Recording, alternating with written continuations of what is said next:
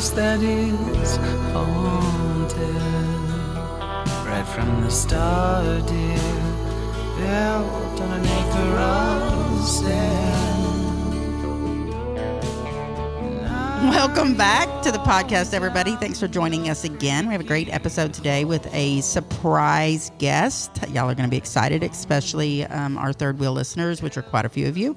And we're back for another podcast. So everybody come back and join us on Two Sides and the Truth. I'm really bad at that, and eventually I'll give up and Kelly will just do it. That's probably where we're going to go with this. I can't do it in unison. Well, you skip whenever you don't say this is Zada and then I say and this is Kelly. Y'all just, you threw it off. This is how my life rolls, and I'm not even going to fix it because this is how I am. We're here. So special guest today is lovely Miss Aimee Newman. Yay. Aimee Newman-Mack. And that is which actually will be official tomorrow. Oh, really? Yay. He does not know that. Oh, is that when you go to get your Social Security or no? what? I already have. No. Oh, okay. In the government, it's already a deal. No, I get my driver's license tomorrow. Oh, okay. All right. So for those that listen, I think everybody that listens to us probably listens to Third Wheel, but Aimee is the other co-host on the Third Wheel with Al, and she is Al's wife, or I should say, Al's lucky to have her as a wife, and yeah, as we know. Right way. And so I asked Aimee to join us today because I always have great conversations with her, and I feel like on the other podcast we don't get enough of her because she can't. There's just not enough time in that podcast to get deep or have real conversations. Sometimes it's more of a lighthearted podcast. So we don't even really have a full plan. It is a little bit like the Third Wheel today. We normally have a little bit more of a true plan. It's okay. We have questions for Aimee though. Yes, Kelly is prepared. I was excited and I was like, ooh, questions for Aimee, and I got some. All right, let's go. We're going straight into questions. You ready, Aimee? Yeah. All right. Rapid fire. Here we go. I'm just kidding. No. They're not rapid fire. It's like 70 questions coming at you. Yeah. No. So yeah, go. Okay. So my first one was going off of our podcast because me and Zada have a pretty big age gap in our friendship. We have 15 years between us. I was wondering if you have any close friends that you have an age gap with. I do. Actually, all my close friends, there's an age gap. Either I'm younger or I'm the one that's older.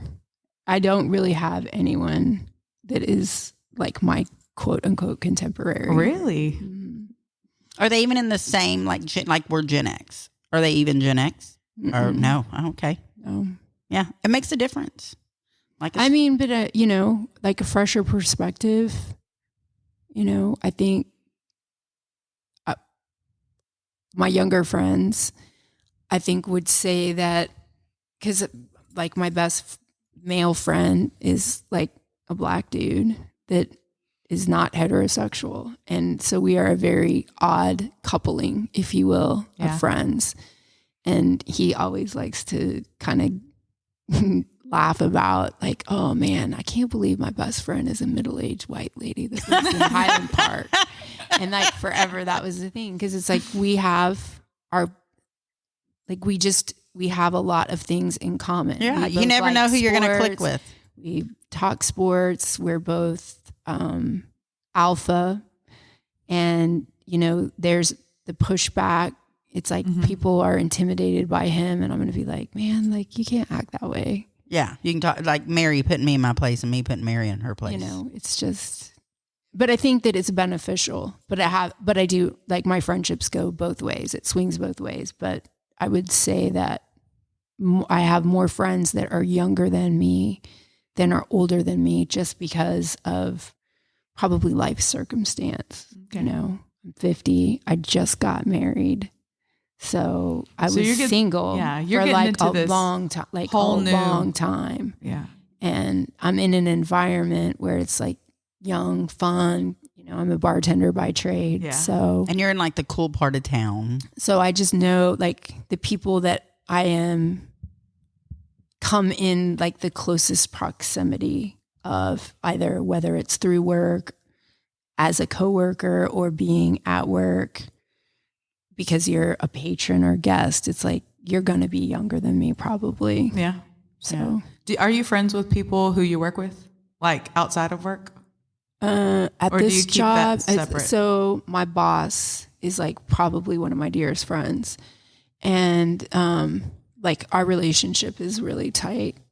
You know, there's some conflict in the workforce, but that's whatever to be expected. But, you know, I mean, we kind of touched on this in the last podcast. You know, I kind of live my life differently. Yeah. It's, you know, I'm sober, I'm responsible, I'm not out acting foolish, and I don't really have a whole lot of time. Like you talked earlier about like making friends, and I'm for making friends, but I'm also kind of reluctant, especially in this day and age, just because, you know, I would rather have 5 people that I could count on no matter what the set of circumstances, where I could just pick up the phone and be like, yo, I need your help. Could be 4 a.m, could be 8:45 on a Thursday night, but like the dependability and the reliability, it's like in a pinch, it's like I have people. I'm 50. Yeah. Like I've lived my life. I've had those surface constituents, or what is it? I think a lot of people call them associates. Acquaintances. You know, it's like I'm not trying to get in deep with a people that just They don't want deep. I don't know that they want deep, but it's like they're not capable of that, or I don't agree necessarily with how they conduct themselves. It's like you asked me about my coworkers. It's like my coworkers are cool. Like I can work and I can make money next to you, but it's like how you live your life outside of work. It's like, Work is a weird thing too, because you bring all different types of people from different backgrounds together. I don't necessarily like some people. They're just messy. Yeah. Like their lives are messy. I agree. Again, I'm middle-aged, I'm going through the change, and I just don't have a whole lot of time for a bunch of nonsense. Yeah. It's funny you say that, because I don't know if I said this on the podcast about menopause. Was that the one that we cut? Yeah, that's the one that we haven't been able to come out with. Okay, well then I can say this freely if I did. We're going to have to come back with that because it's pretty funny. It was. Okay, so I did anyways, menopause. Yeah. Problem for me as well. And our perimenopause, whatever the case is. And so a friend of mine is going through it. My work best friend is going through the same problem right now. And she's a little younger than I am. So I've been in it for a few years. She's just now starting into it. And it's making her crazy. She's like, literally, I'm 2 seconds from biting people. I have had enough. Oh my God. I could kill 50 people with a rusty spoon. Yes. Seriously, and do it fast. And yes. I mean, and no remorse, sadly. I think like the it's military gone. quits accepting people to join at 35. It's like, man, I could be a one-man show. If they needed they could drop me over somewhere, and I think be like, and I don't even know how she survived. Yeah. She has no training. All she had was a rusty all spoon. I had was a rusty spoon. Massacred a whole city. Yeah. It was all men. It's weird. She only killed the men. Like, I don't even know. Well, that's what she said. And she was like, and then, so we're talking about it at work, you know, because I always joke about me going through it and her going through it. And we, you know, she'll come to work crying some mornings. I never have been a crier until the last like 2 years. And menopause has made me a crier, and I cry over the stupidest things. And usually when I'm mad, but I get mad easier. So you can do the math.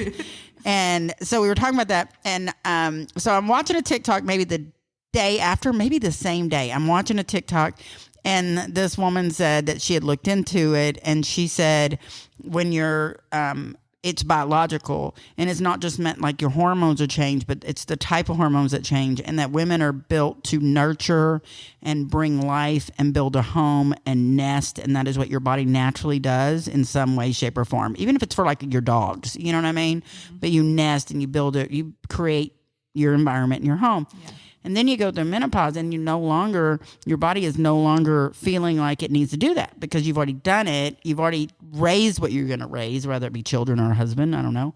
But you've already done all that work, and your hormones change, and you no longer need to do that. And now what you need to start doing is shedding things. And you watch older people, they start shedding things. They start getting rid of things instead of pulling things in, whether it be people or whether it be things or whatever the case is. And it's hormonal.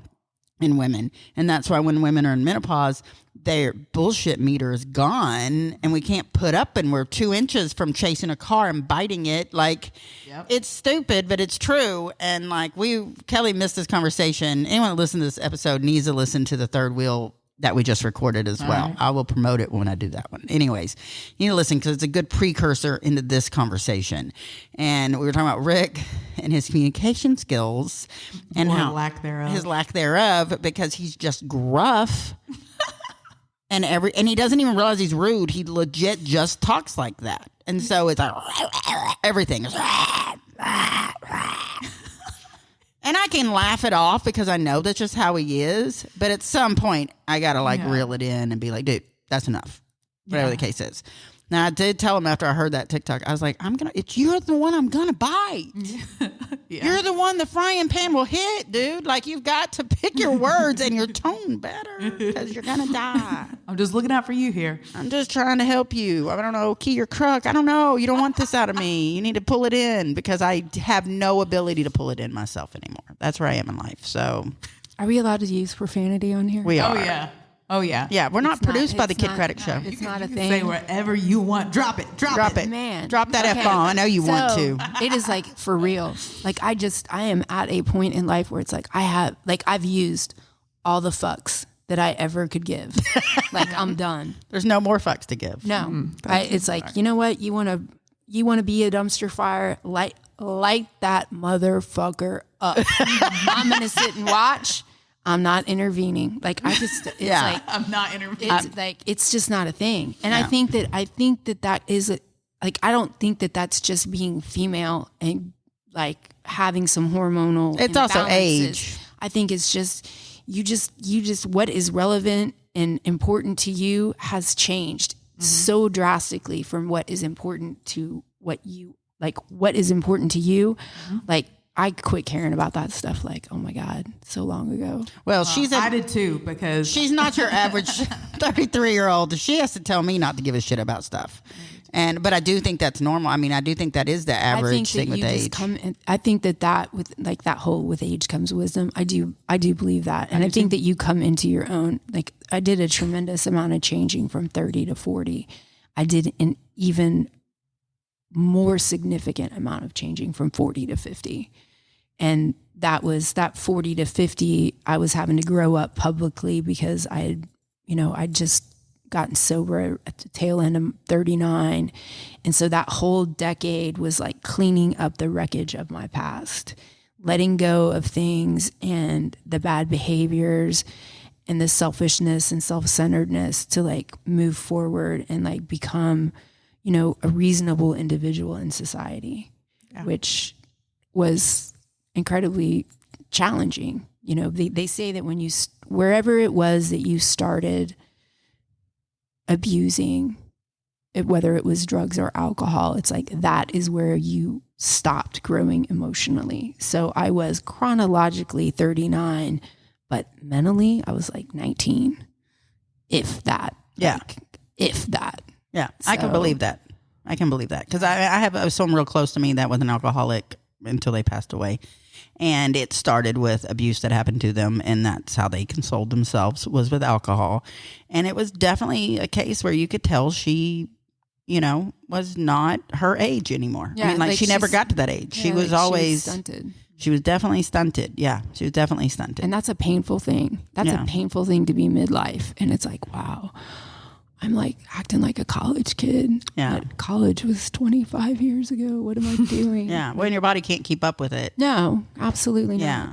And that was the other thing that we talked about, the menopause thing, is that your body changes so much and you have no control over it. I mean, do it to a degree. There's a lot of things you can do, but like the way you've always lived and the things you've always done, you can't do anymore. So like if I started gaining a little bit of weight in the past, I could literally be like, okay, I think I'm going to lose 20 pounds now. And I'd lose 20 pounds like that, and healthy, like literally just, I'm going to count my calories. I'm going to work out a little bit and I'll be good. Like it wouldn't be unhealthy fad diet or anything like that. Just drop off. No problem. Now I'm like, I think I need to lose 20 pounds. And the thought of losing 20 pounds, I gained 20 more pounds. I just thought about it and it put 20 pounds on me. I kid you not. The weight thing is ridiculous. I barely eat, y'all. It's stupid. And but it doesn't make a difference. Here it is. And when I went to my cousin's wedding last weekend, I don't get to see a lot of women that are built like me. Like I'm a tall woman. I'm thick, but I'm thick. I still have a figure, but I'm thick, and most women are not built like this. Like this is not, I know because I look for other women like me, and I just have a different body shape. And I go to my reunion, and I got my little sister who is 6'1", and my little cousin who is 6'1". We're the only 3 female cousins, and on my dad's side of the family, and they're built like me. My sister's a little different, but my cousin, man, she was built like me, and she's younger than I am. And I was like, all right, there it is. There's someone built like me. I told her, I said, get ready. 15 more years is what you're going to look like. That's what I used to look like. I was like, be ready. And we look like my dad's mom. But menopause changes it. And so here you are when you realize that you're middle age and you're getting gray hair and your hormones are out of whack and you're ready to bite people and you're emotional and you're crying. And now you gaining weight and now you might get acne. I mean, if that's not some cruel BS, I don't know what is. Yeah, life just never stops throwing stuff at you. No, it doesn't. I'm not a big fan of menopause. I'm just going to put that out there. I'm not a big fan. I'm ready for it to be over. Just rip this shit out of me and I'm good to go. I don't need it anymore. Just rip it out. Right. Yeah, but you do need it because you need the, again, it's like you need the hormones. Yeah. The estrogen is critical. Yeah. And a lot of people can't take, I can't take hormones. Alternative hormones, yeah. Mm-hmm. Yeah.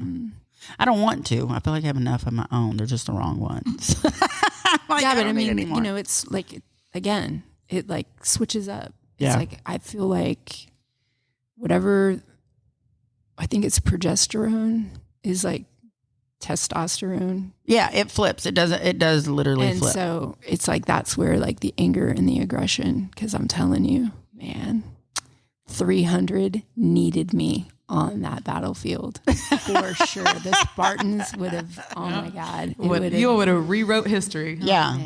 We would have little miniature statues because she's tiny. Of her of Aimee with her spoon. Man, I'm telling you, give me a broad axe and it's it's over. We ride at dawn. Yeah. Bring your spoon. We can ride right now. Yeah. I'm good. Yeah, except at 8 o'clock I have to go to bed because I'm very tired because I'm having menopause. We can only ride till 8. Yeah, that's what time I have to go to bed. I don't know. So I get up at 4:15 and cook freaking breakfast. That's true. For the ungrateful people. You had to listen to the other show to get that joke, by the way. A true story.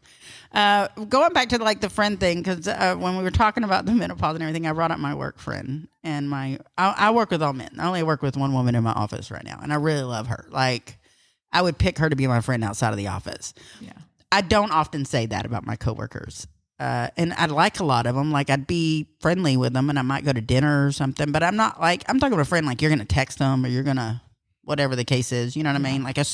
They leave the company and you want to stay friends with this person. I mean, I've had quite a few friends that I've stayed friendly with and a few that I'd call still a good friend, But this one I really like. And she applied for a new job, same company, but a new position where she could work from home. Mm-hmm. And I told her, I was like, I don't know what I'm going to do. I don't know what I'm going to do. It's me and men again. Oh, no. Most women don't like working with, they want to be the queen. I don't. She can be the queen. You can have it all. You can have it all. She was like, I'll come visit you, girl. I was like, I'm so sad without you, and you haven't even left yet. Oh. It sucks, man, when you got a good coworker you really like. And she is a little bit younger than me, so, she does play off me, ask me questions, and, what happened with this? What happened with this? But she's kind of like me, where she's just an open book. In fact, she's worse. She is you met Michelle. Yeah. Way worse. She will just say anything to anyone about anything. I tell her all the time she needs to be on this podcast, and she doesn't want people to know her history. It's pretty interesting. We can give her a different name. I told her have an alias. I told her she could come in and she could be like my fake friend Brenda. Right? I think that would work. We're working on it. If there's ever a Brenda on here, you'll know it's Michelle. No. It's secretly Michelle. Way to give it away. But it's hard, it's hard to find a woman friend at this age. It really is hard at any age. That you didn't already have, which goes into your question. I think a woman friend that you really like because I just think you need to use a little discernment. Yes. I think that like people, you're busy. When you're 20, you're not busy. That's true. Like, you're going to school and chasing boys and trying to figure going out to the club. like, who's got the happy hour special of the night or whatever. I mean, it's like all very like. Well, that's why I think it's harder, because when you have those moments together where you're just carefree and there's no worries, everything's fun. I mean, but when you get older, your friend has to be willing to listen to you cry. They got to be willing to listen to. But I think that, touching on something that you'll probably disagree with a little bit, I think that God puts those people in your life, and you have to be aware and have the openness to then embrace that this random person has been placed in your life. Right. And just like they're right there at the right moment, and like something really beautiful can be cultivated. And the irony in all of that, given the last podcast we just did, I have met new friends. I had to meet new friends. Mm-hmm. I mean, I had a bunch of drinking buddies. Those are not friends. Like, no, they're not. You stop drinking and you don't have anything to talk about. Like, that's it. Like, that's the end of, you've severed whatever relationship you had with them. So making friends in adulthood, I think if you're open, I don't know what your situation is. I am friendly, and I don't have a problem talking to strangers. What I do have a problem talking to is idiots. So it's like, if already I can sit back and I've watched you interact with a couple other people, like, I'm probably not going to engage. Yeah. So when I'm quiet, it's not because I'm not friendly. It's because I think you're ridiculous, and I'm not going to waste my time, with anything else.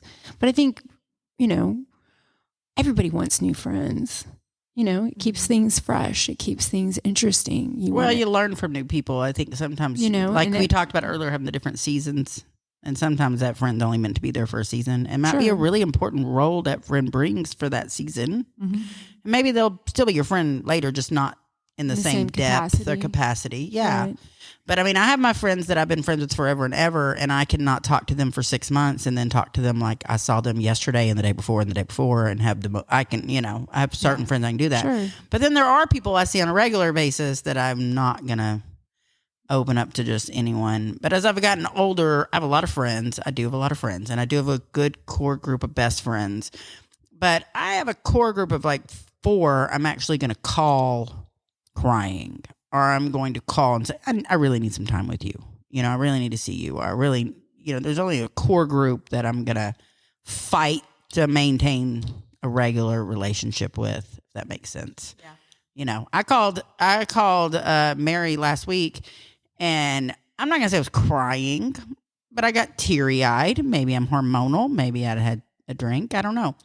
And I just missed her, and I haven't seen her in forever, and I really missed her, And so we start talking, and I'm like, I really miss you. Like, I haven't seen you in forever, and I really miss you, and I really need to see you. And I got all teary. She got all teary-eyed. We weren't doing anything. We're making dinner and talking on the phone. Literally just, what are you doing? What are you doing? What are you making? Why don't you come over right now? Oh, girl, let me think. No, I can't. Okay, I can't either. I mean, she lives in Dallas. We have to do that little commute. She lives right by your old apartment. Yeah, one street over. Yeah, and so I was like, all right, we're going to have to schedule a Mary Zada night, and you're going to have to come over for dinner, and, and we'll do a night. Rick's here, so you can give him hell, because you're one of the few people that I have no doubt will tell him to go to hell. Yeah, we need more of those people. He's a lot, y'all. So I just feel like friendships are super, super important. And I guess that's why at this age, I'm a little bit more guarded with mine, because I've found that group, if that makes sense. But I know it rotates and it changes, and I'll make new friends. I mean, I think there's a lot of things that if you just have an open mind, if you don't let your limiting belief system hold you back, like, there's like this whole other world that opens up. Yeah. And again, I'm not telling you to, just talk to, like, pull everybody Dick and Harry off the street and be like, hey man, like, let's hang out. I mean, that's how Kelly and I became friends. She basically told me we're going to be friends, and we became friends. She was like, we're friends when we hanging out. And I was, all right, let's go. We barely knew each other. I was her waitress at her favorite bar. Like literally, she just, wanted to hang out. I have another friendship that I think is really funny, and she comes and goes based on, seasons of life. But when my mom passed away, my mom was 61, so she was still pretty young. And she's been gone 9 years. And so when she passed away, obviously I was in mourning, and I took it really hard. And about 3 months after she passed away, give or take, I had like a little antique shop thing going on, and I was selling, some things were just antiques and some things were things I flipped, like furniture. My mom taught me how to do that. And she was an antique dealer. She would have shops. She would have booths inside antique shops, whatever. And she always dabbled in antiques. And so as I start getting into it, my oldest daughter is still in high school at the time. And so that was kind of our thing we would do together. And on the weekends, the kids went to their dads. She would just stay with me, and we would work on furniture or go garage selling and find furniture or whatever. And it was like our bonding moment. So in doing that, I meet this lady, and I'm not going to use her real name, but her nickname is Bitsy. And Bitsy is my mom's age, like almost to the day. And looks a lot like my mom did and acts like my mom did. She just has a lot of my mom's characteristics and was just really a lovely lady. And she was my mom's age. She was like 62, I believe, at the moment. And just really bonded with her, and got to the point we'd go to have lunch, and we would hang out, and she would invite me over, and we'd go antiquing, and just me and this 60-something-year-old lady, and sometimes her husband would join us. And she knew that Rick had chickens, and I would give her some of his fresh eggs. So she got to where she would just drop off egg cartons at my house because they had a dairy business. They used to deliver milk and dairy to places, restaurants, I don't know what all to. And we just had this odd little friendship we had. Thing. And I told her after I'd met her a few months, I was like, I feel like my mom brought you to me. I really needed a mom because I lost my stepmom right after my mom, So, and I was very close to her. So I was like, I really needed a mom, and I needed what we have. Like she gave me what I needed, and she knew it. And man, she was giving it. Like she was so loving to me, and she had her own children and a wonderful mother to her children, but she was just very caring to me and my children. And so we created this little special bond. So after we know each other for a few months, she's like, well, I'm going to go. We have a summer house. She didn't have a ton of money. It's kind of funny. She has a summer house. And she goes, it's in the hill country. And I'm like, it's in the hill country, which, those of y'all listening, that is where my cabin is. I always talk about is in the hill country, which is central Texas. And she goes, yeah, you should come visit me out there. We were always going to retire there. Her husband passed away 3 years ago. So everything changed once. It was pretty sudden, and everything changed once she passed away. So she was, I don't know, her life has changed a lot. So she's been going a lot more to this home. Well, where is the home? It is the town over from San Saba, which is my hometown. And these are tiny towns. This is Richland Springs, and it's right next to San Saba. So it's even smaller than San Saba. And I'm like, oh, my uncle lived in Richland Springs. Maybe you know him. Small town. I don't know. Maybe I do. And so I asked her. She goes, yes, I do. Yes, I know your uncle. I was like, well, this is a small world. Okay. And she goes, I don't know him very well, but I do know him. Da, da, da. And I was like, oh, okay, So we staying friends over the years. We always talk about seeing each other, but now she spends a lot more time there. And oddly enough, she's always here when I'm there and vice versa. So we keep trying to meet up while I'm there. And so she, maybe a year ago, randomly calls me. Do you remember the story? We were at the cabin, I think, when she called me, or right before the cabin. And she said, Zada, I am sitting here with your cousin Lisa. I'm like, what do you mean? She goes, your mom's cousin Lisa? That's my best friend. I never knew Sherry Vaughn was your mom. I never connected the dots. But your mom's cousin Lisa is my best friend here in San Saba area. Wow. Now, I haven't seen Lisa since I was a kid. I was super duper close to Lisa's mother. And so I was just like, what are the chances that I meet a lady 2.5, 3 hours away from my hometown, and she lives here in another small town, and we become friends, and we have such a huge age difference, and we can become friends. And then on top of becoming friends, she ends up being my cousin's, good friend. So, huge age difference, obviously, between the two of us, and lifestyle differences and everything else. So fast forward to this weekend. This weekend upcoming is Erica's show. And so I've been planning to go to Erica's show and all that kind of stuff. And it's also opening weekend for deer season. So that's where Rick has been planning to go, is to San Saba for deer season. And then I get a text message from Bitsy, not before last, I guess it was. And she says, hey, are you going to be in town for so-and-so's funeral? And I'm like, Lisa's husband passed away. Oh. And I was like, what? And I was like, and I haven't seen him in obviously forever either. And she goes, yeah, I'm heading that way. I'm going to go be there for Lisa. I'd love to see you if you're going to be there. And I was like, I did not find out about a family member dying through my family. I found out through my friend from Waxahachie, if that's not a crazy small world. So I was like, I got things going on. Let me see what I can do. I would love to have you. So now I'm up in the air what I'm going to have happen.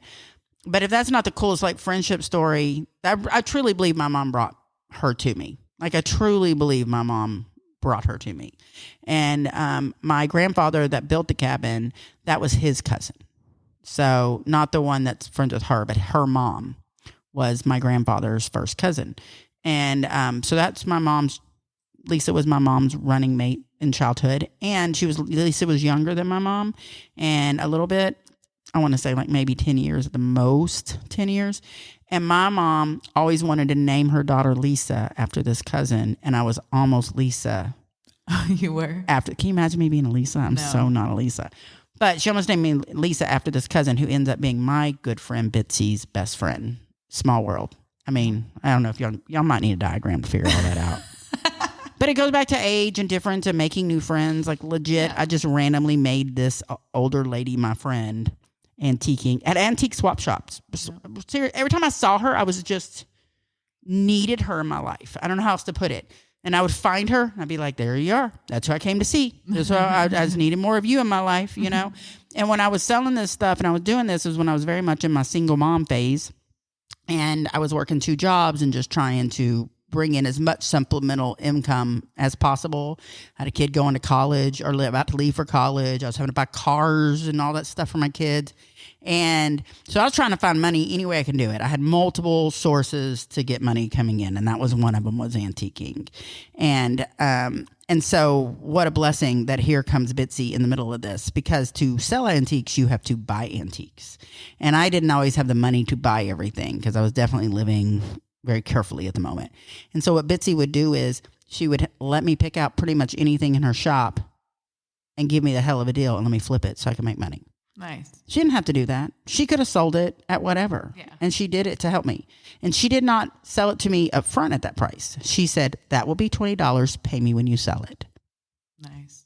That's and a really nice friend. I'm telling you, God brings people in your lives. Like you said, I do believe that. I do believe what you said about God bringing people in your lives, because God delivered me to her when I needed her the most. I really did. I really needed her at that moment in my life. I think it's like those winks happen all the time. It's just like you just have to be paying attention. And therefore I feel like you have to have an open mind, and you just have to be like they do, like they're there. Right. They're there. Yeah.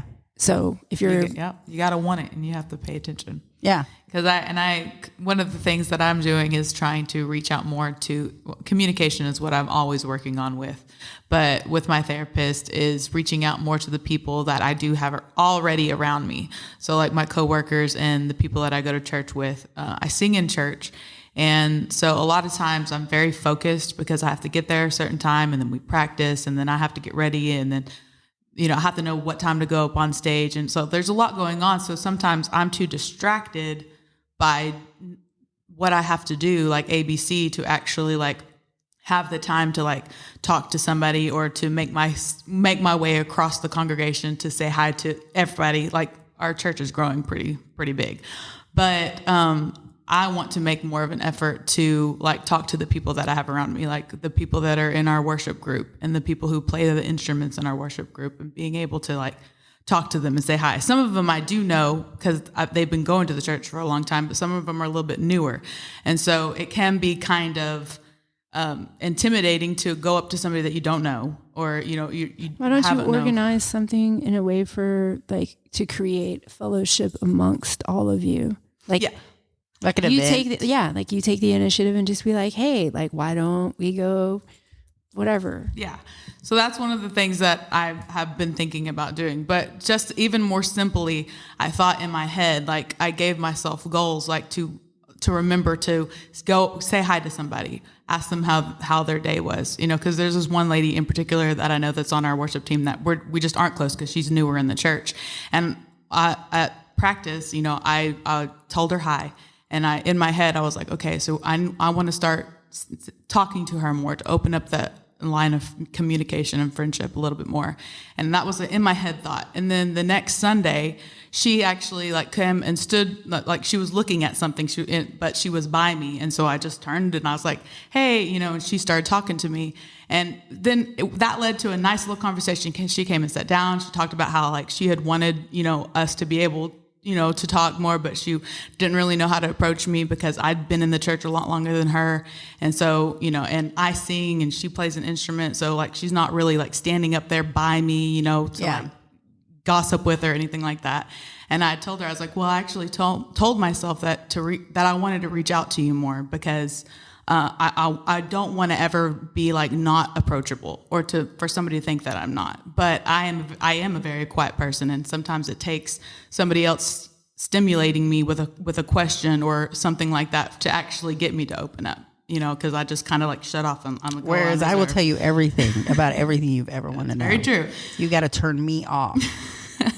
But just having that thought in my head and giving myself that motivation, and then it just took me turning, and seeing that she was standing there, and that there you go, you had your opportunity that you asked for, and taking that opportunity and seeing what God actually does. If you ask for something, He's going to, do whatever He can within His will to give you what He knows that you need.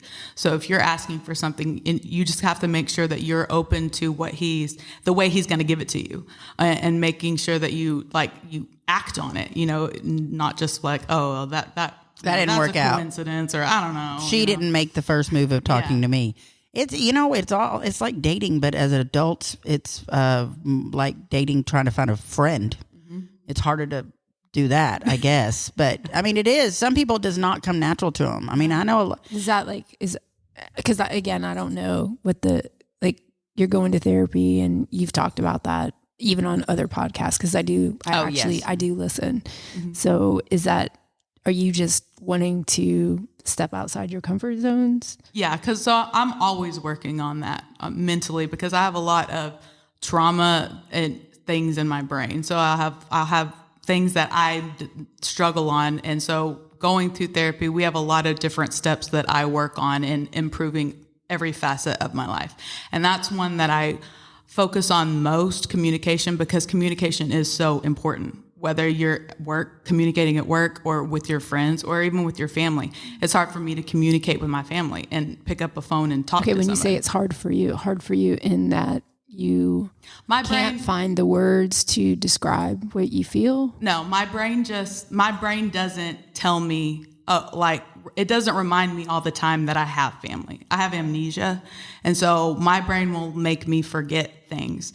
And it will make me, sometimes I'll forget my family, or I'll forget. She puts it in a little corner. Yeah, I get it compartmentalized. That's the word I was looking for. Yeah. And so sometimes my brain, based on trauma, or if I have a flare up or something, I never really know.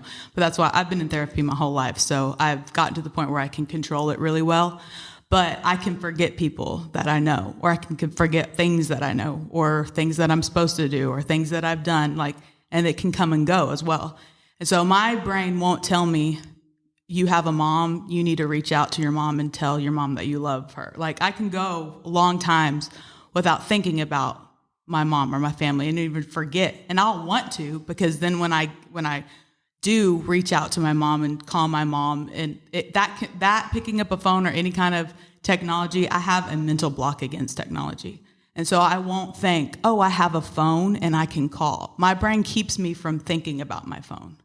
It doesn't want me to. She legit doesn't use her phone. That's why she. Yeah. So that's it. It's my brain just in amnesia. I'll forget that I can do those things, or that I have, people that I can reach out to, and I can just pick up a phone and talk to them. But it's not that easy for me. So that's why I work on communication the most in my therapy, because I can communicate and I can communicate my feelings and my wants and my needs and everything.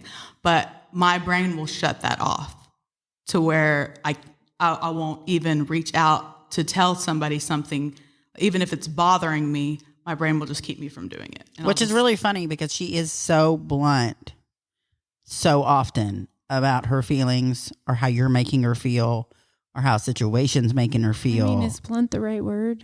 No, she's blunt. Well, yeah, I do mean. She will point blank tell me, I'm uncomfortable with this.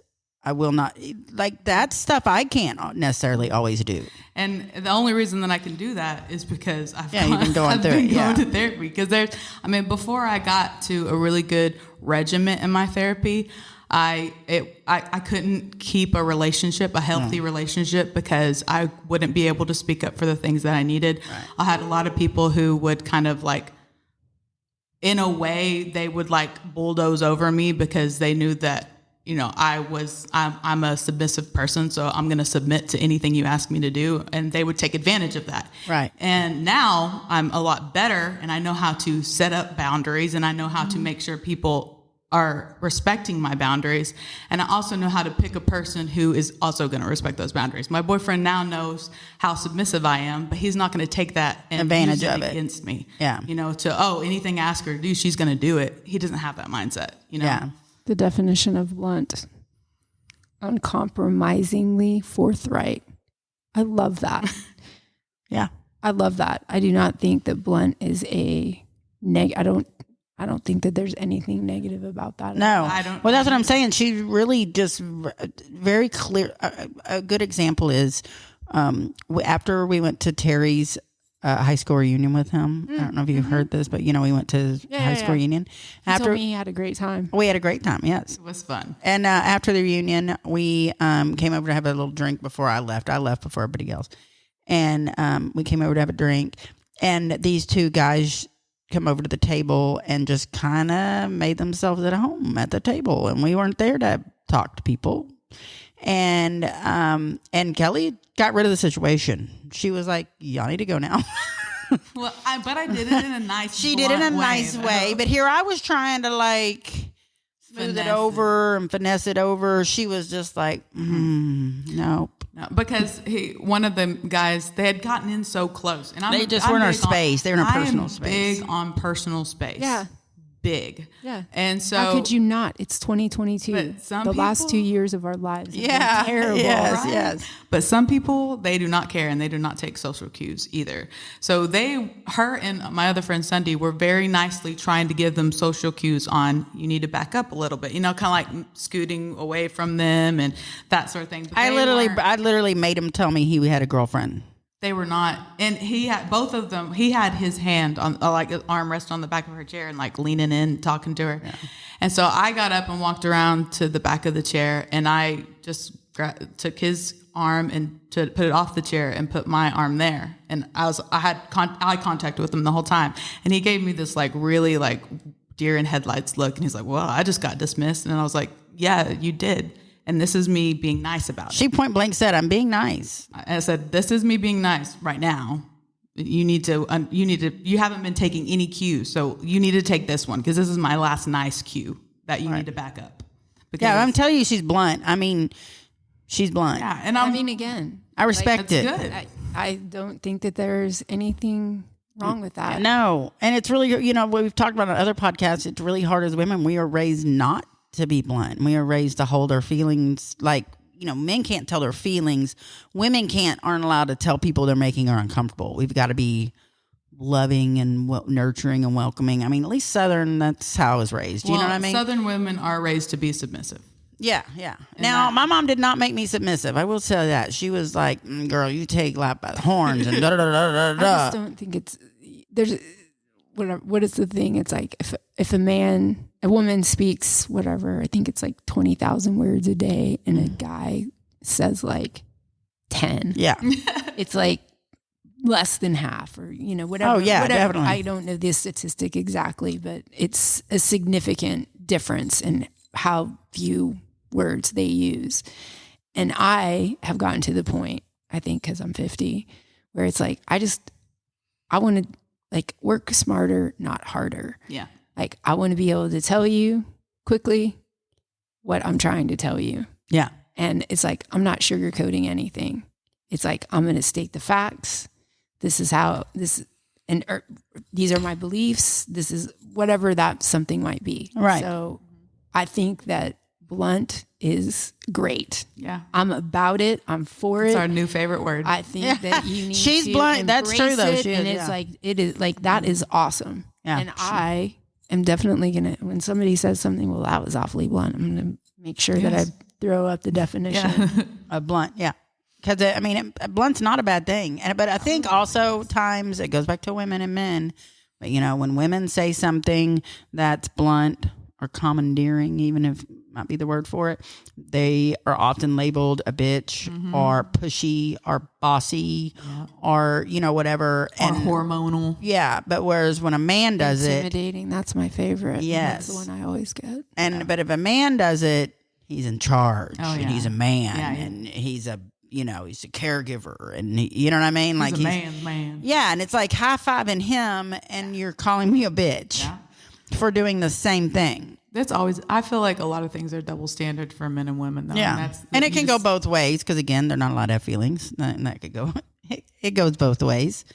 But at the same time, I think as women we're just taught a lot to shut up and not have an opinion. Shut up and take it. So you got a pretty girl getting hit on at a bar and you dismiss him, they will often get rude. Oh, you're fat anyways, or you're whatever the case is, and I always just find that really funny. I'm like, you didn't find me fat 5 minutes ago when you tried to buy me a drink and I told you no thanks, In high school, we had this boy that was a pretty popular kid. I'm not going to go too detailed because we have too many friends of mine from high school that listen to the podcast, but he was a pretty popular guy. I mean, and I was popular in a different way. I hung out with like everybody. I didn't have one group. I was friends with every type of person under the sun, just like I am now. And this guy was popular among a certain group, a really popular part of the group. You know what I mean? And he started calling me and hitting on me and like, trying to hit on me. And I wasn't interested in him because he was a jerk. And every time I saw him interacting with people, it was very disrespectfully. And I had a friend that had like a little crush on him. And I can remember him making fun of her, like almost to her face. Like I think she could hear him and you know what I mean? Yeah. And it never set well with me. I never could like act like he was just joking or it didn't sit well with me. And so he hit on me, and this is a few years after I saw him do that. But I saw other parts of his character I didn't care for. And so he hit on me, and he was real, popular among the ladies. And I was like, listen, I'm not interested. I appreciate it. I'm just not interested, And why? Everybody wants to date me. And I was like, you're a dick, man. You're a dick. There's the reason right there. I was like, I'll be honest with you. I just don't see myself even wanting to talk to you. And I don't it makes think it's you gonna work out. unattractive to me. And so then 6 months later, his best friend asked me out. And he's a nice guy. This guy is not a bad guy. So I'm like, yeah, we can go out. All right. So we date for a short time. He's a nice guy. I broke it off because whatever, it just wasn't the right fit. But he wasn't a bad guy. This guy found out that he was talking to me and was just talking mad shit about me to him and all their friends. And like, she's ugly, she's too tall, she's fat. And I was not fat then, but not that I call myself fat now, but I was not thick then. And, just everything he could do to tear me apart to his buddies, That's someone who's so insecure. I don't know if he'd ever have a girl tell him no, I mean, whatever. And I Just don't 'cause think he you've thought I was in his league. I think he thought he was stepping down because I wasn't as popular as him for sure. I mean, again, like people can believe whatever they want, but when you behave that way. Yeah. Well, and his little buddy was like, this is what he's saying about you and blah, blah, blah. And I was like, yeah, because I turned him down. He's not telling you. Reporting that to you. Yeah. Well, he was telling me Red because he flags all over yeah. this. Well, he was telling me. Yeah. Again, that goes back to why you even telling would me you this. even say that? But you have to think we were like 15 and 16 maybe, but 15, 16 years old. I don't think we ever went on a date or anything. So probably 15. And he did tell me, and he was mad at his friend, whatever the case is. And I was like, all right, well, I got receipts. Here's the notes where he's begging me out. I was like, I don't even know why I kept this, but here you go. And this is why he doesn't like me. And he was like, oh my God. I said, you can take that and show him. You can have it. He he was like, got it. He did, man. I don't know how that ever worked out. They stayed friends, I think. I don't know. But they deserve each other. he did not ask me out again. I will tell you that. But again, it goes back to, I think that with women and men, when you tell somebody you're not interested or you are blunt, it doesn't. You could be Giselle, or you could be whomever is famous. I don't know any famous people. I had to think this first one. I don't know who's famous anymore. Julia Roberts. Let's show my age. Then it doesn't mean that everybody is. If you say something, they're going to find something wrong with you. Is what I'm saying. They're going to find. Oh, you're not interested in me. Julia Roberts, your lips are too big, which is like her biggest asset. You know what I mean? Like they're going to find whatever the case is. And I just think that blunt is one of those things that they like to act like it's a bad thing. And I think a woman that's blunt is a woman with power. I think it's a power to be able to tell people I think that how you feel. I think it's a gift. I think so too. I think that because some people can't and they don't know how to. Or like me, sometimes my brain physically won't let me. So when I'm able to do things like that, like stepping up for y'all, I love that I'm able to, because there's a lot of times where the roles are reversed, where I'm sitting there and I have someone who's way too close to me, who's using every excuse like, oh, it's loud in here, so I need to get closer and I need to lean in and I need to put my arm on the back of your chair and I need to do that. And I get to the point where I can't, it's like, it's not a fight or flight, it's a freeze. There's also a freeze, and my brain causes me to freeze a lot of the time. And I hate that. I can literally be screaming inside of myself and you wouldn't see it on my face, and there's nothing coming out of my mouth. I can usually see it on your face because I have stepped in a few times. I've gotten a lot better, but I've had to be her. I've had to be where I've had to step in and tell people, step that back, man. She's not here for you, okay? Literally said, she's here for me. She's my date. Get away. Step back. But, I mean, sometimes you have to do that. I don't know. People are so funny about, I guess, so afraid of rejection that they take it as a personal issue when you don't want some stranger to hang out at your table. Yeah. Or whatever. I always find that that was a ridiculous. I can't even imagine going into an establishment and seeing a table of friends together, which is what they saw. Yes. A table of friends. Yeah, and intervening. And not just intervening. They pushed our food out of the way. Once the waitress brought their food, instead of going and getting their own table, they pushed our stuff out of the way to make room for theirs and sat it down on our table. Oh, absolutely not. Without asking anything. Absolutely not. It was ridiculous. It was insane. And we didn't, I mean, we're all just trying to be nice and having a good time. What happened in the world? I don't know. What happened to like pleasantries and being kind and like prior to whatever 2019, it's like there's like a invisible 3-foot barrier between me and the world at large. And I respect that you've got it and everyone else.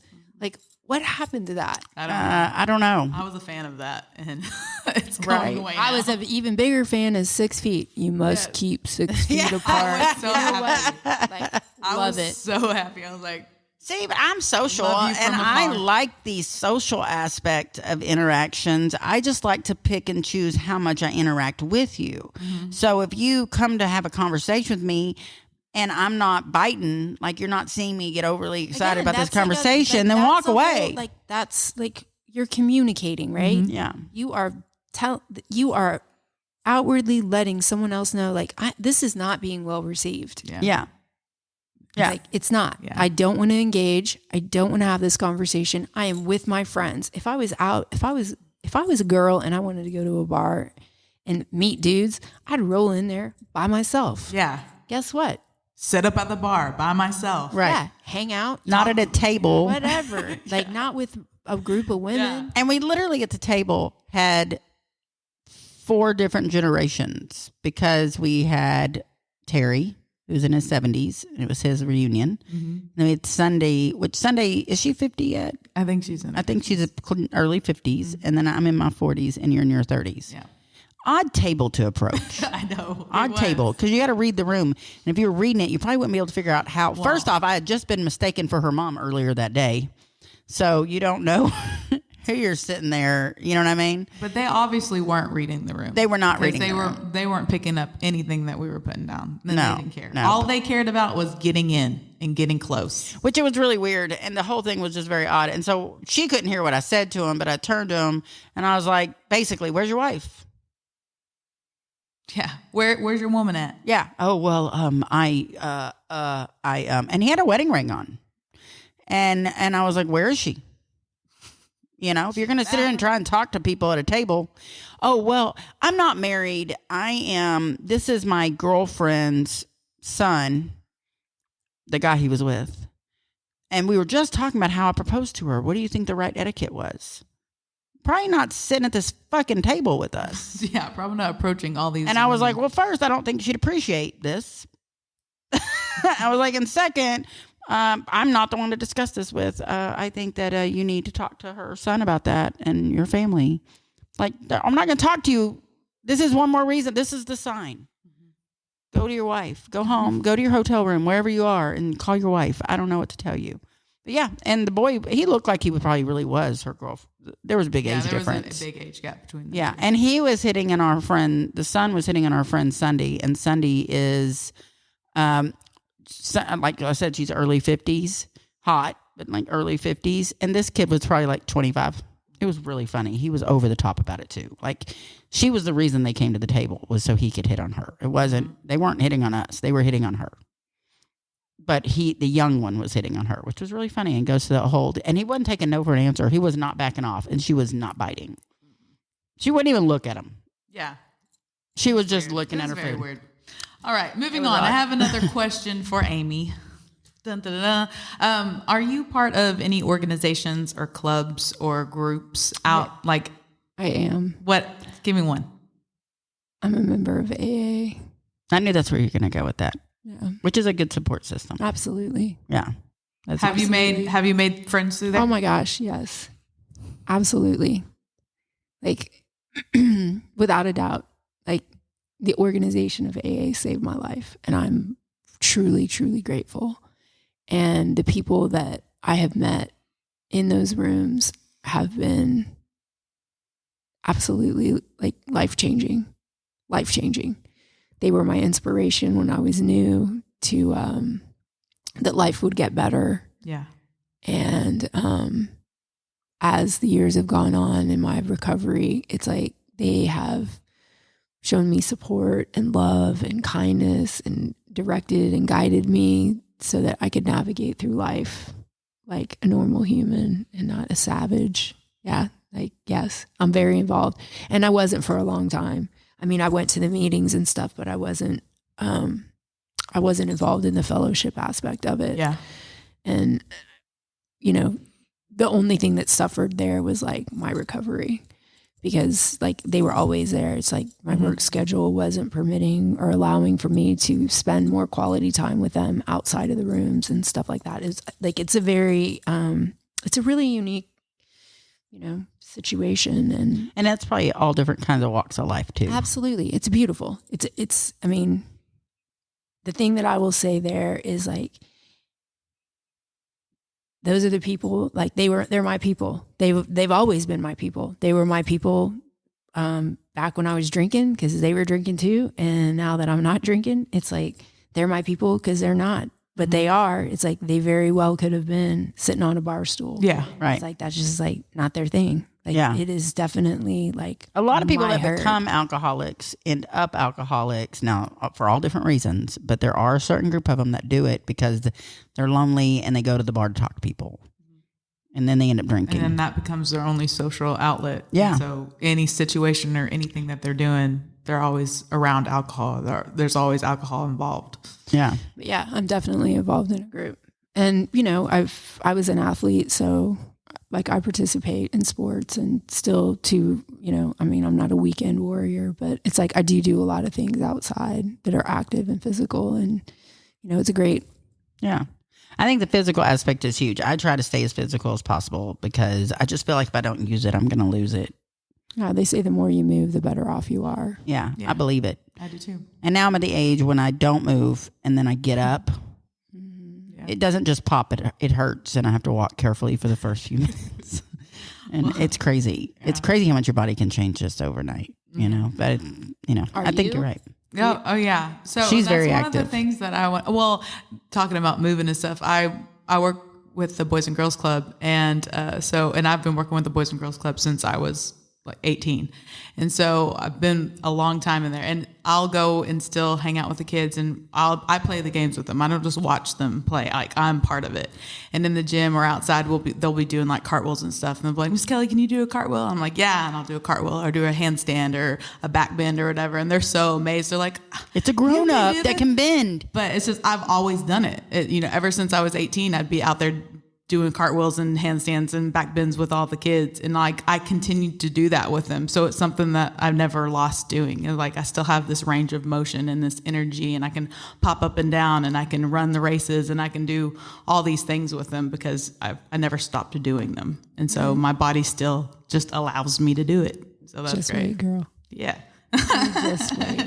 Now it's crazy. But that's what I'm saying. If I continue doing this, it does make I know a difference. I'm going to get No. I'm going to get to a point where I'm not going to be able to, stand on my head anymore. I understand that, but you never know, though. I tell you what, my grandma, my mom's mom, was real active, and she was walking like 2 miles up a day up until like maybe 2 or 3 months before she passed away in her 80s. And we went on a cruise together, and this was Zaylee's 17, and this was the year before Zaylee was born. So 18 years ago, we go on a cruise, and it's my mom and I go, and we're roommates, and my grandmother goes, and her best friend, and my two of my aunts and their husbands, a cousin. It's a bunch of family members, right?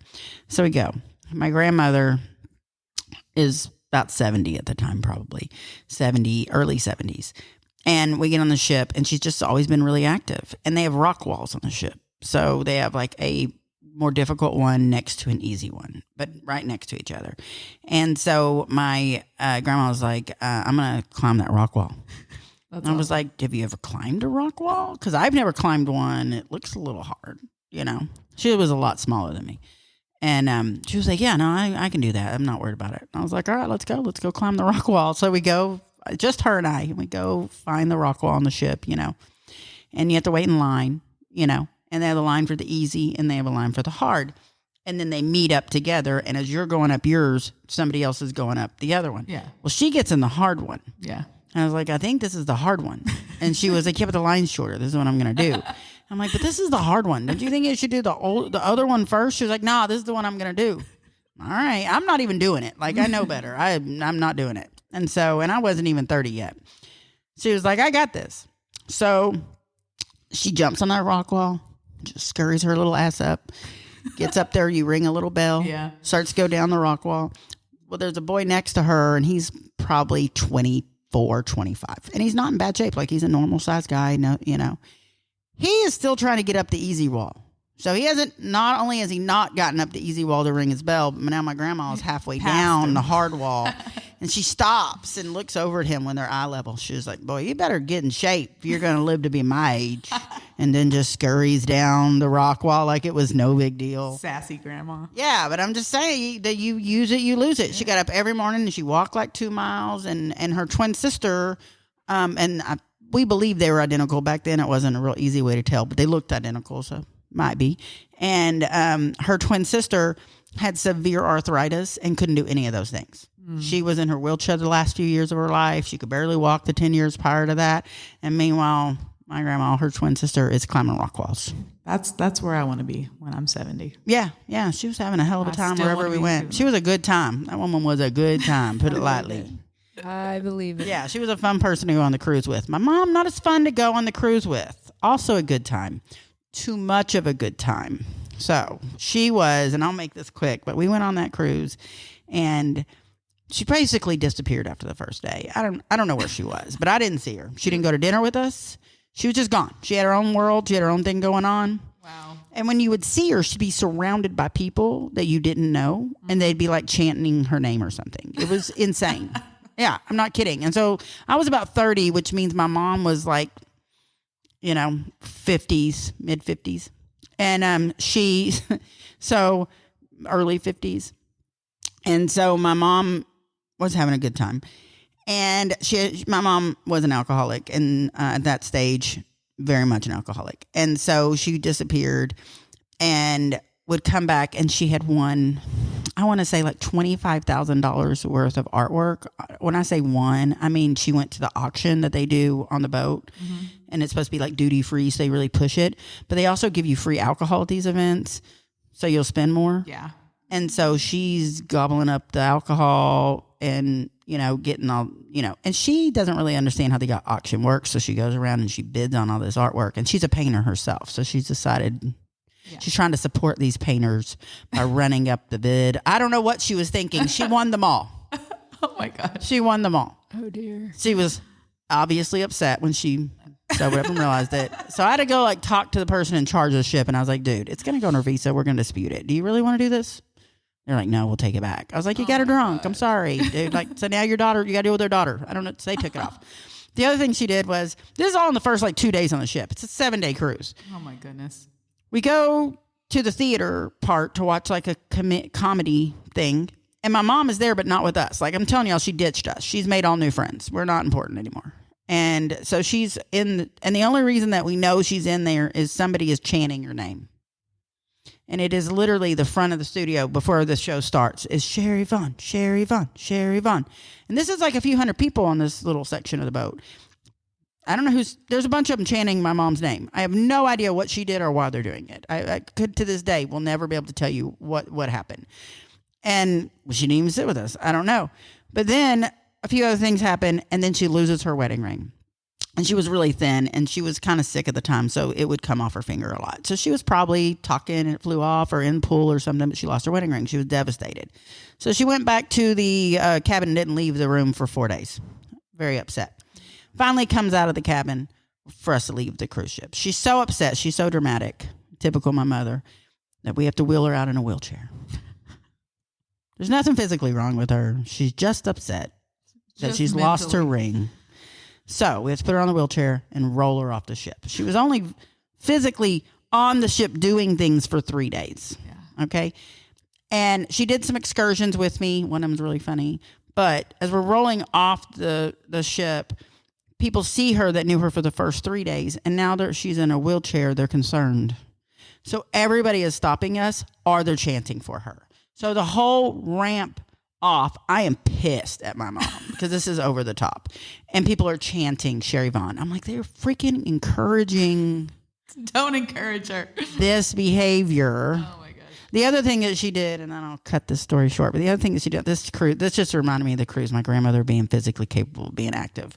The other thing that she did was she decided, my mom was a hippie, country hippie. She decided she was going to buy herself some weed in Mexico with me. At this time, I don't even drink at all. I have never at this point in my life had an alcoholic beverage, and I was 30 years old. I do not drink because of my mom's drinking, So I'm not going to drink. And so the whole time I'm on the cruise, I had one margarita. That was my first alcoholic beverage as an adult because my grandmother made me drink it in Margaritaville. Made me. She was like, you are drinking this margarita right now in front of me. Wow. Stop and drink this drink and have a good time. And I did. But so my mom, in her craziness and all the things that, on the cruise, she decided she's going to buy some weed. And I'm like, no, you're not. And she's physically trying to get it. She didn't warn me. We go into a shop and they have smoke stuff. They have little things to smoke with. And so she's like, oh, you got the weed here too? Oh, we got a guy you can meet. We're not meeting people in Mexico for my mom to buy some weed. Sorry, Mom. And I said, and I'm really uptight at 30. Super, super, super uptight at 30. I am not the same person I was at 30. And I'm like, and how are you going to get it back on the ship? What's your plan? You're just going to take weed back on the ship? Or are you going to smoke it on the ship? Where's your plan? How are you getting on the ship? I'm not worried about it. Just put it in my bra. I was like, what if there's a drug dog? Why would there be a drug dog, Zada? I don't know. I did not plan for my mom trying to buy weed with me. I'm going to end up in Mexican jail also. I'm broke. I can't afford to get you out. My brain is over here. My mom's over here. My mom is like, the world's awesome. Give me weed. I don't know. It was the most ridiculous thing this cruise. Like so then we get home and uptight Zada, I drive her home. She can barely talk at this point. She's not even functioning really at this point. She can't drive herself back home to San Saba because she's so upset about the ring. She no longer can walk or drive. I'm not kidding. So I live in Houston at the time, and she's got to I want to be that person. You don't. So bad. You don't. Like, I do. I want to be able. It's like I just want to be able to be that chick.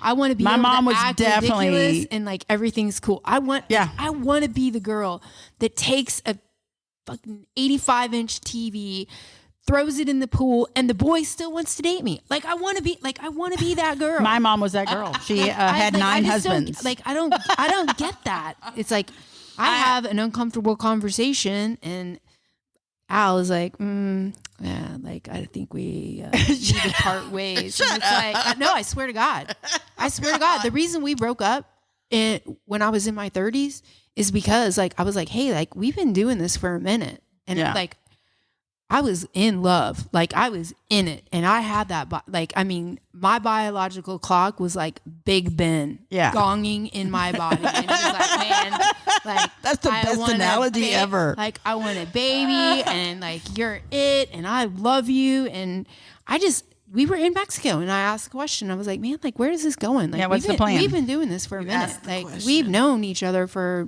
like a while. Yeah, and you know, we talked because we sat next to each other on the plane, but it's like we got off that plane and I didn't talk to him for probably 4 weeks. Oh, wow.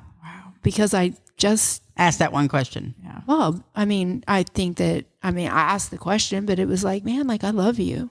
Yeah. Like you're it. Like I love, like you're my person. Yeah. And yeah, nothing. No, my mom would have thrown the TV at his pool at that moment. That was what my mom was married 9 times, though. No, right. I'm just saying. I just like hearing that story. You don't want to be that way. She can't walk. She can't drive. No. It's like she's lost her. Well, I didn't even ring. get. And it's then, like, man, like I just want to be that chick. I would have left her in that wheelchair on that boat. Yeah. I would have been like, peace out, Mom. It was my responsibility. I feel like. But then I'm like, so then we get back to my house, and my ex-husband was really uptight too.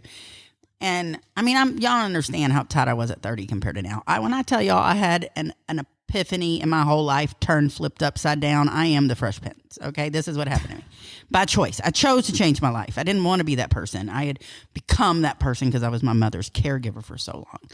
And so we get back to my house in Houston. I have 2 small children, and I say, I get back to the house. I'm like, Mom, I'm going to drive you. I had to drive her to meet her sister, and her sister was going to drive her home. I mean, it was a 3-4 hour drive. Like, it's not close. And because she couldn't drive. So I was like, I'm just going to take your sister, and she's taking you home. I can't take you home. I just want on vacation for 7 days. I got kids, you know? So, okay. I said, but before we leave this gas station, because I'd stopped to get gas right by my house, I was like, if you have any drugs on you, I'm going to need you to currently remove them from you and put them in that trash can. Because I got to drive back an hour with these kids in my car. And if I got pulled over, they're not going to believe it was my mom's. Yeah.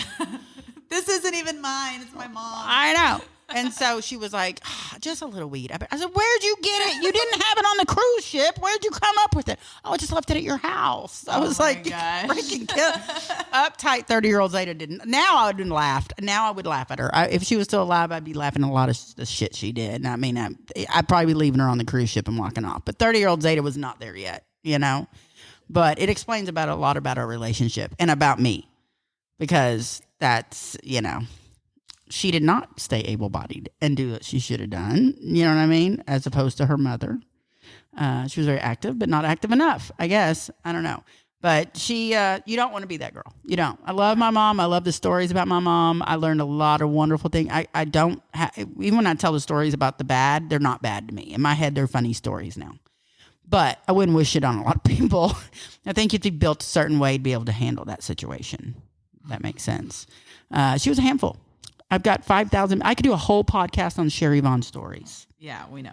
You know, it kind of is already. But I mean, but there's just so much you learn from people like that. Like she was just such a life. Like there was just so much life in her. Physically, mentally crazy. Got to roll out of there in a wheelchair. I got 50 other stories just like the wheelchair. The whole way we're going down, my grandmother, her mother, is right behind me. That's why I told her she wasn't going to be my roommate. I was like, you created this. I blame you, actually. Anyways, is what it is. Yep. What are you going to do? Yep. It is life. She was entertaining. Full circle on the story. We started off with, this is how I tell all stories. conversation about my mom or about being physically capable, and now we're down to stories of my mom being drunk rolled off the whole cruise ship story. But I guarantee you, that 18 years later, those people are still talking about Sherry Vaughn on that cruise ship. I don't know what she did because I never got any real stories out of it. I did catch her dancing in the disco, they called it. I'm sure she had the best time. They were standing around her clapping. She had the best time. What are you going to do? Choose a good time. All right, so I guess we're going to tie up this one because we went to an hour and 14 minutes as usual for us. Yeah, I didn't even get to all my questions for Aimee. I'm going to have to have her come back. Oh, well, you can ask me and I'll answer real quick. Rapid fire. Okay, go. so I did have thoughts because on our last podcast, we had our friend Nicole, and she was saying that she was doing pole dancing classes, and I was like, oh man, that sounds fun. I was like, so we were going to look see into about them. going and trying it. What are your thoughts on pole dancing class? Have you ever tried it, or would you? I mean, sure. Yeah, well, you would be down for seeing what it was all about. You would be absolutely. Has it ever crossed your mind to try it before? I mean, like as a physical activity, not like I want to learn how to pole dance go be a pole dancer. I'm a drunk. It's like there's not a lot I haven't done. So well, fair. I mean, so I was wondering if you had ever tried it before. Like legitimately, no. But she's been on a pole. I was not on center stage anywhere. I've probably swung around many a light pole in the middle of the saw street. Zada. We'll just shimmied up. And, that might have happened one other time. We don't have that. My next question, and I bring this up because I have some friends that they track each other in their relationships. So husband and wife tracking each other. And I understand that a lot of people do that for like safety reasons and stuff like that. But then I think tracking, like tracking on your like phone. those apps, those family apps, no. Life app. Or I was whatever. wondering if you and Al track each other. No. I mean, not that I'm like, no. I wish this was on video right now. No. Not that I know of. Just like checking yourself for a tracking device. Right? No. I mean, I'm an good. adult. It's like if I didn't trust him, like Exactly. I wouldn't have I married totally him. agree. And I think that some people, because I've asked people who do, like I have a couple of friends actually that do, and I know some of my people in my family do, like my mom and them track my younger brothers, and I understand that, like we have young kids at home and they're out they have lives and they're doing stuff. You want to make sure that they're getting places safe and they're doing what they're supposed to be doing. So like as a parent-child kind of thing, I understand it. But as a husband and wife, or we're in a relationship and so we're tracking each other, that is a little too much for me. That's totally Rick toxic. I think Rick and I have a mutual friend, and they're married, and they do the tracking thing, and we didn't realize they did the tracking thing, and we were over at their house one time, and she goes, "Oh yeah, he should be here in about 2 minutes. He's right here," and like she's like looking at her phone, and he Rick didn't say anything, but we got out in the truck as we were leaving. He goes, "Did you just see what that just happened?" Yeah, I saw it. Yeah. Why would you do that? Why would they even need to do that? That's just really weird. Why would they do?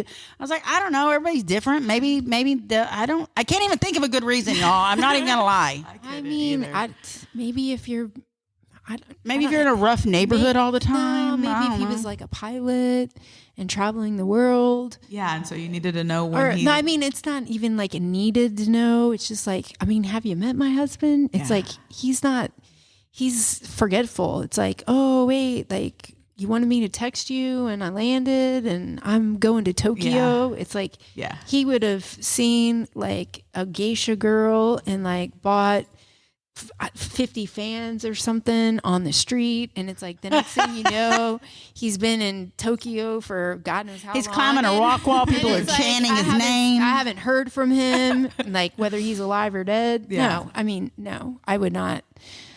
This has been my experience with that. If you are insecure in those types of ways, and the person that you're with makes you feel insecure and is not, letting you know, like, be mindful. It's like, hey, I'm going out with my buddies. Like, have a great night. I'll see you later. It's like, text maybe at night when you got home or in the morning and like, hey, I'm alive. Like, last night was great. It kind of sucked because you weren't there, but whatever. Like, I was out with my boys. Like, I just don't. And again, it goes back to that 50 thing. I just don't care. Yeah. Like, there are things that is like, I just don't care. I can't imagine just randomly in the middle of the day me being like, I wonder what Rick's doing right now. Let me look. Yeah, see, I'm the same way. I would never want somebody tracking. That is creepy and me. weird, and it's like, absolutely not. Yeah. He walked in the house and I was so mad at him, and I walked right out the front door at 11:58 a.m. this morning. Where are you going? I'm going to Dallas. That's all I said. Yeah. No communication. I'm not even sure he seemed kind of surprised when I walked in for the podcast earlier tonight. No tracking there. No, All no right. tracking there. I like it. That's blunt. I That's funny. Yeah, no, Rick is. I don't think he's going to go for the tracking thing, and I don't really want to go for the tracking thing Me myself. neither. If somebody needed to track me, I'd be like, all right, I guess You're getting your walking papers. Don't let the door hit you on the right. He did used to say to me, though, and he just thinks it's funny. Like, you can tell he's always said this, and it's just him. But I would be, I'd talk to him on the phone at the end of the day and be like, oh, what have you been? This is before, we're living together. What'd you do today? Da-da-da-da. This is what I did. I wouldn't even ask him what he did. I'd be like, oh, my God. And then I went over here, and I talked to so-and-so, and we did this, and da-da-da-da. And they're like, what did you do? Whatever I want. Whatever I want. So after so many of those conversations, I started responding the same. And he'd be like, what'd you do today? And I'd be like, whatever I want. He did not appreciate that when the shoe was on the other foot. And I was like, oh, that's not how we answer? Oh, you want a conversation? Oh, okay. I'm so sorry. I just thought based on those other 500 conversations, that's not how this works. So now he actually answers me. Well, I don't need a play-by-play. It's legit just talking to someone you care about. Like, what have you been up to? Just filling you in. What'd you do today? But yeah, bless his heart. Bless both their hearts. Bless men. Men in general need all the blessings. 2 seconds from biting them. Man, it is such a good thing that they are so cute. Yeah, right. But don't give us a rusty spoon. God, man. Don't you do it. Because I will scoop your heart out. Man. If you comment again on what kind of pan I'm using to cook my bacon. That was a legit problem. Oh, my gosh. You have to listen to the third wheel. All right. I will. Thank you guys for having me. I really appreciate it. I love your podcast, and I do listen to it every week. Thank you. Do you want to drop your information for anybody to follow you? Oh, sure. On Facebook, I'm just Aimee Newman, AIMEENEWMAN, and on She has to look up her Instagram. She had to do this a minute ago. It's okay. I understand. Aimee, my first name, .Newman, .9655. So on yeah. Instagram. Awesome. And I'm Zada Owens on Facebook and Z Mamacita on Instagram. And I am Kelly Lady Pearl on Instagram. And if you'd like to message us or send us an email, our email is twosidesandthetruthpodcast@outlook.com. All right. That wraps up Thanks, another girls. episode. Thanks for joining us. Now, don't go home and kill Al. Yeah. Oh, I'm not. He's probably already asleep. All right. Don't kill him in his sleep either. And we'll be back on the next episode. Y'all remember, there's always 3 sides to every story. 2 sides and the truth. Bye, guys. We love you.